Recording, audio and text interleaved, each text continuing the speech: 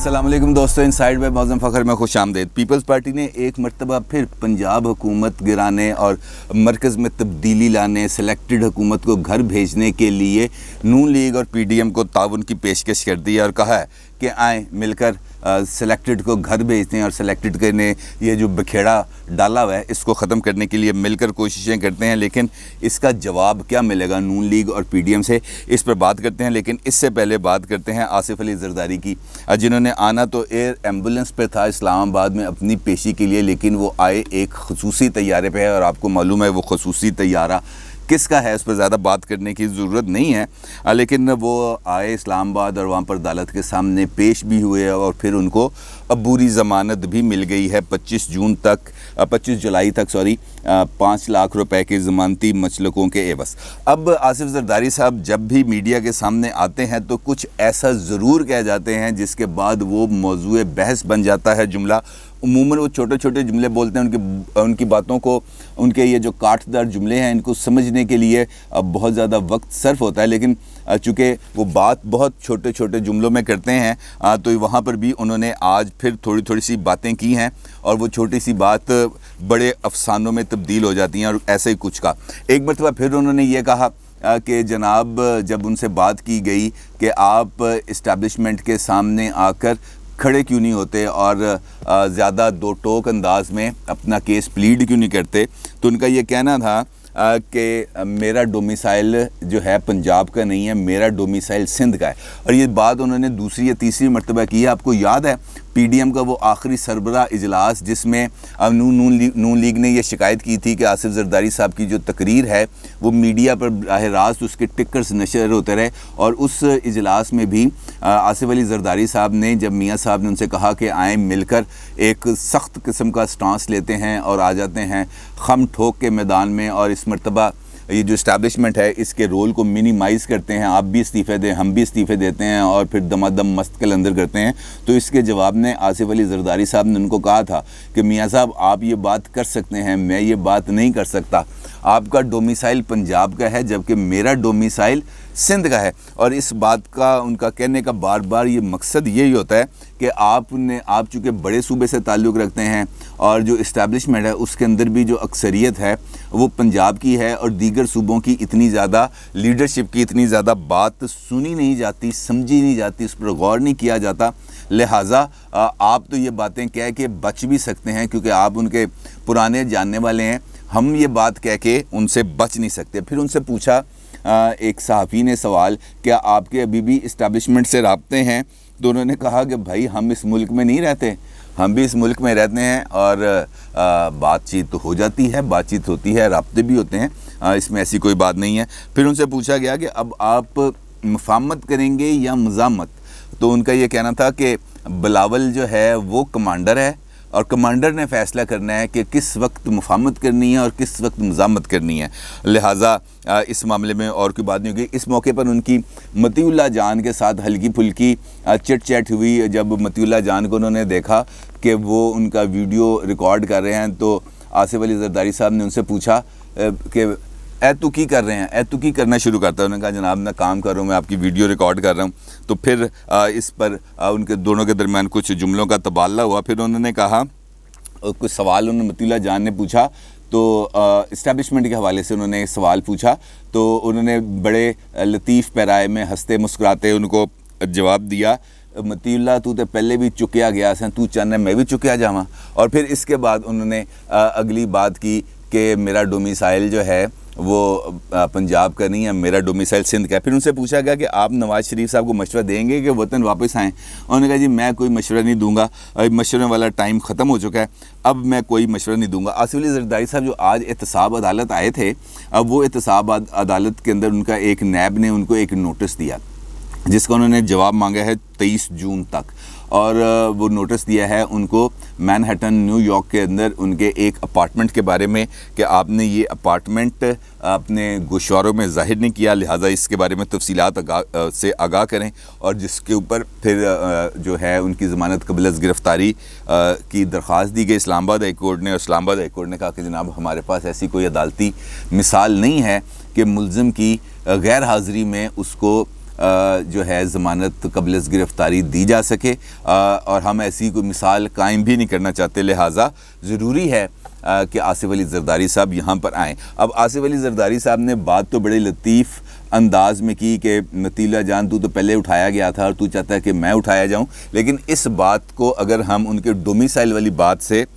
جوڑ کے دیکھیں تو یہ بات سامنے آتی ہے کہ ان کے دل میں ایسی ایک رائے یا ایسی ایک گو مگو کی کیفیت پائی جاتی ہے جو ان کو اگریسو سٹانس لینے سے نہ صرف روکتی ہے بلکہ ان کو ایک خاص دائرے کے اندر رہ کر پولیٹکس کرنے پر مجبور کرتی ہے، کیونکہ اگر وہ دائرے کو کراس کر کے باہر آئیں گے، وہ جو ریڈ لائن انہوں نے اپنے گرد کھینچی ہوئی ہے جس کا ان کو خوف ہے کہ اگر یہ ریڈ لائن میں کراس کروں گا اور ایک حد سے زیادہ مزاحمت کروں گا تو اس کے نتیجے میں میں اٹھایا جاؤں گا، جو ان کی بات سے معنی نکلتا ہے۔ میرا نہیں خیال کہ یہ بات کچھ زیادہ غلط ہے، کیونکہ جب پیپلز پارٹی نے اپنی باؤنڈری یعنی کہ اپنی ریڈ لائن کو کراس کرنے کی کوشش کی، پیپلز پارٹی کے گرد نہ صرف گھیرا تنگ ہوا بلکہ پیپلز پارٹی کو بہت زیادہ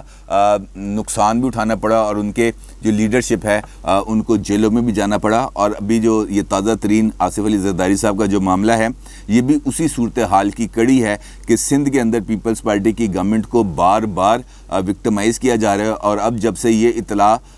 ملی کہ بلاول صاحب جا رہے ہیں امریکہ، اور امریکہ میں ان کی بائیڈن ایڈمنسٹریشن کے چند عہدیداروں سے ملاقاتیں بھی متوقع ہیں، اور اس کے ساتھ ساتھ انہوں نے لابسٹ سے بھی ملنا ہے جو ان کی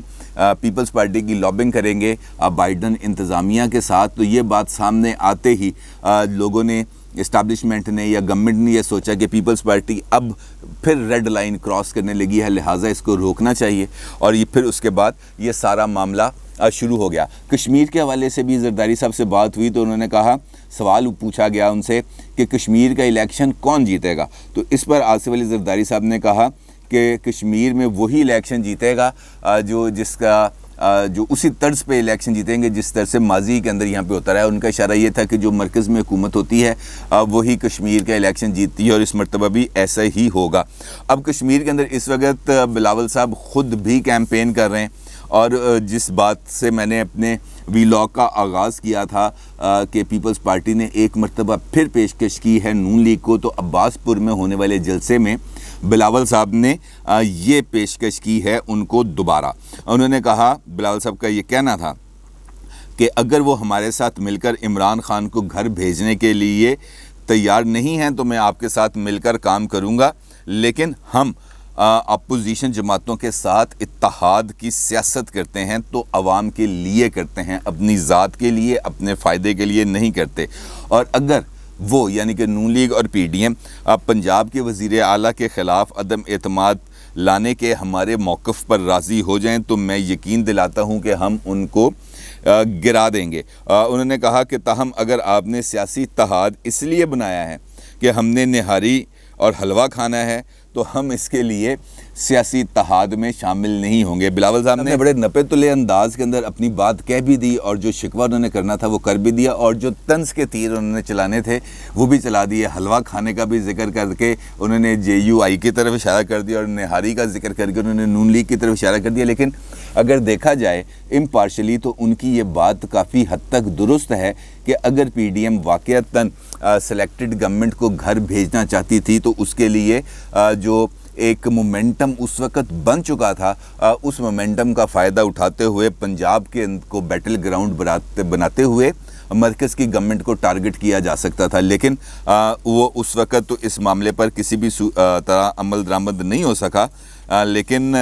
اس کے بعد تو پھر ڈومیسائل کے معاملے نے آ کر پی ڈی ایم کو توڑوائی دیا، لیکن یہ بات اب بھی آگے بڑھ سکتی ہے۔ اس کا اشارہ دیا ہے بلاول صاحب نے، اور نون لیگ اس بارے میں کیا سوچتی ہے اب میرا خیال ہے کہ وہ اس کو اب سمجھنے کے لیے کچھ زیادہ راکٹ سائنس کی ضرورت نہیں ہے، کیونکہ نون لیگ نہیں چاہتی کہ پنجاب کے اندر تبدیلی آئے، اور وہ یہ سمجھتے ہیں کہ عثمان بزدار کی شکل کے اندر پنجاب میں جو حکمران مسلط ہے اس کی موجودگی میں نون لیگ کے لیے اگلا الیکشن پنجاب میں جیتنا بہت زیادہ آسان ہے، کیونکہ ان کی جو پرفارمنس ہے وہ اس حد تک ایکسیپٹیبل نہیں ہے یا اس حد تک مؤثر نہیں ہے جس کا مقابلہ نہ کیا جا سکے۔ اور چونکہ پنجاب کے اندر بہت حد تک بیڈ گورننس موجود ہے، یہاں پر